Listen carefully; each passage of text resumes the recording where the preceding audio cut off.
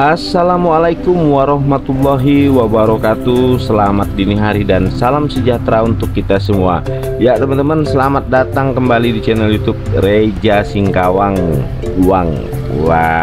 Oke teman-teman, nah video sebelumnya kita membahas perjalanan ya dari Singkawang Timur menuju persimpangan Montrado hingga kita masuk jalan menuju arah Kota Montrado. Nah, sekarang kita lanjutkan perjalanan kita.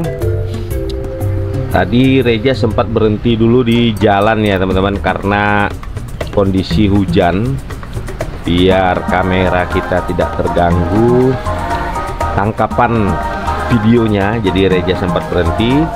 Begitu juga istirahat sebentar, karena perjalanannya juga sudah sangat jauh ya, sudah hampir 20 kiloan. Nah ini adalah suasana keindahan alam di perjalanan kita dari awal tadi kita memasuki jalan menuju akses utama menuju Kota Montrado, hingga di jalan saat ini kita disuguhkan dengan berbagai macam fakta-fakta menarik yang mana teman-teman bisa merasakan keindahan alam tanah Borneo, atau khususnya keindahan alam di Kabupaten Bengkayang, khususnya lagi di daerah Kecamatan Montrado.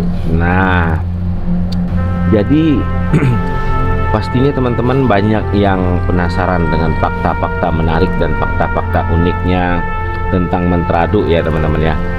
Nah, memang Montrado ini di masa kejayaannya ini bahkan boleh dibilang paling makmur di Kalimantan Barat teman-teman. Kenapa dibilang lebih makmur atau lebih kaya?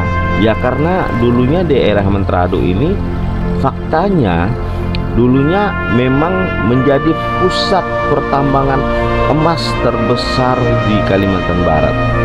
Bahkan jauh sebelum adanya pertambangan emas yang ada di saat ini di Indonesia ya, seperti kayak Freeport atau apa ya. Nah cuman pada saat itu terjadinya gejolak-gejolak politik yang ada di daerah kita ini, sehingga membuat Kota Montrado ini kehidupan pertambangan emasnya itu hilang atau bahkan terhenti ya teman-teman ya. Banyak sekali gejolak-gejolak politik yang terjadi dari masa kolonial, yang mana terjadinya pemberontakan oleh para pekerja tambang di kisaran tahun 1700-an. Begitu juga di masa-masa kejayaan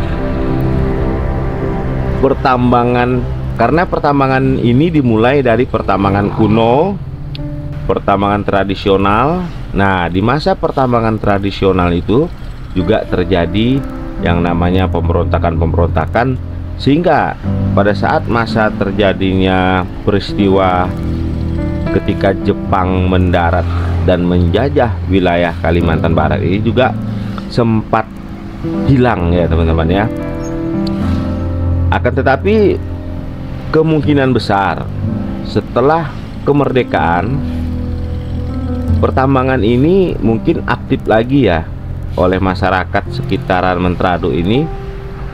Nah, terjadinya lagi gejolak sosial atau gejolak politik di tahun 1960-an, yang mana ada peristiwa politik sosial pada saat waktu itu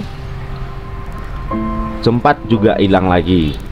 Dan pada tahun 1990-an, di mana pada saat itu Indonesia lagi dalam masa-masa gejolak ya, baik itu di Kalimantan, di mana-mana ya.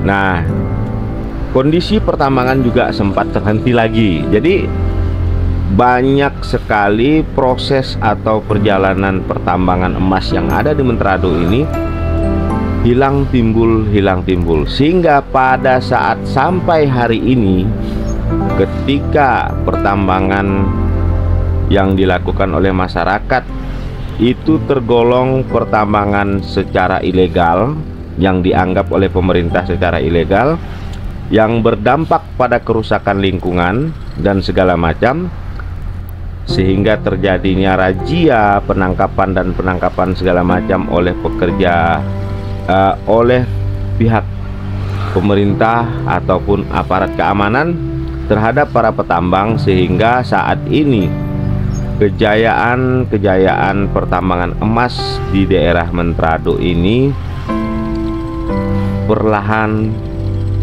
mulai hilang ya. Nah, sehingga sekarang ini keadaannya masyarakat di Kota Mentrado ini atau Kecamatan Mentrado ini lebih didominasi dengan pekerja-pekerja lainnya, termasuk bekebun karet, bekebun sawit ya teman-teman ya, pedagang atau pekerja juga keluar atau segala macam.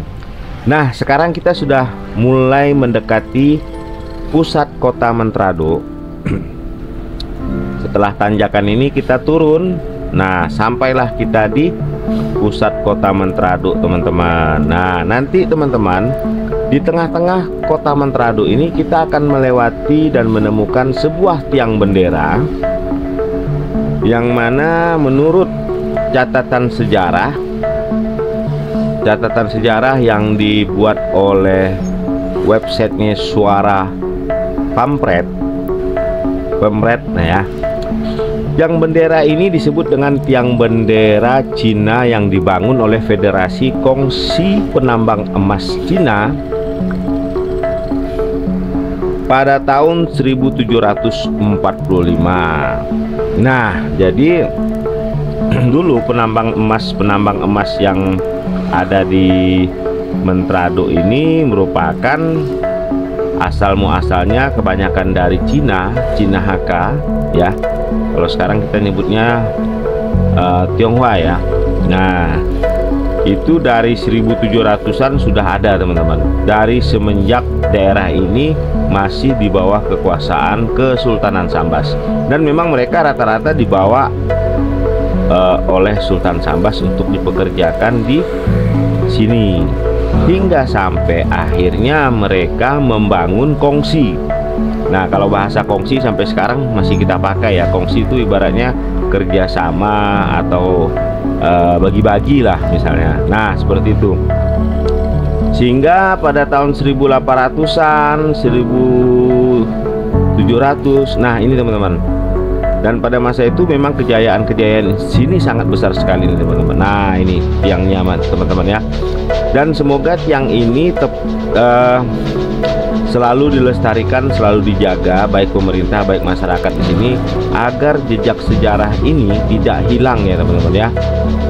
Nah, ini pasar Mentrado, teman-teman bisa lihat kondisi dan keadaannya di sini. Dan sini boleh dibilang sangat ramai sekali teman-teman ya. Kalau tidak salah menurut websitenya Kompas, penduduk Mentrado ini kurang lebih 5.000 jiwa teman-teman. Nah kita ini udah sampai di ujung. Nah, ini persimpangan yang mana kalau kita ke kanan tembusnya ke Capkala, kalau ke kiri kita tembusnya ke Samalantan teman-teman. Kalau lurus kita sampai ke Nyempen, terus sampai ke daerah-daerah yang boleh dibilang sangat jauh sekali ya teman-teman ya. Nah, kita sampai batas ini. Dulunya ibaratnya di sini jadi pusatnya pengamanan ya teman-teman ya. Nah, di sini masih ada prasasti. Nah, itu prasasti itu adalah prasasti yang dibangun oleh Yonip Linut 11 apa 12 ya, lupa juga saya.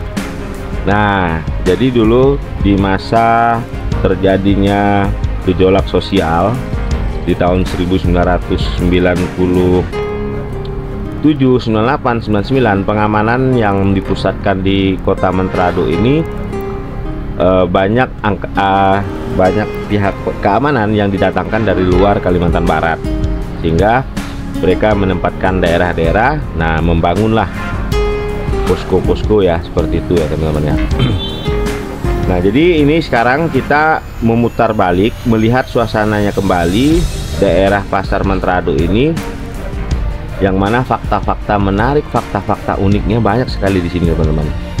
Hingga teman-teman bisa tahu, dan syukurnya, alhamdulillahnya, untungnya masih ada situs sejarah yang membuktikan kalau Menterado ini pernah menjadi daerah yang sangat kaya, yang sangat jaya-jayanya, bahkan jauh sebelum kota Singkawang itu terbentuk. Ya mungkin kota Pontianak pun masih boleh dibilang belum sebesar saat ini ya. Ternyata di daerah Menterado ini jauh lebih maju dan jauh lebih kaya sebelum kota-kota yang ada saat ini di Kalimantan Barat itu ada. Kenapa? Ya buktinya teman-teman, kalaupun Menterado ini sama-sama tua dengan kota-kota lain mulai diduduki, tapi dulunya Menterado ini menjadi pusat ekonomi yang sangat besar sekali, dan bahkan boleh dibilang paling kaya di Kalimantan Barat, karena sumber daya alamnya yang berupa tambang emas itu sangat-sangat menghasilkan dan menguntungkan buat masyarakat dan serta para pekerja tambang. Nah, oke teman-teman, sampai di sini dulu. Nanti kita lanjut lagi di konten selanjutnya. Terima kasih yang sudah mendukung channel YouTube Reja Singkawang. Reja doakan sukses dan sehat selalu, dan yang belum mendukung segeralah dukung. Oke, akhir kata wabillahi taufiq wal hidayah. Wassalamualaikum warahmatullahi wabarakatuh.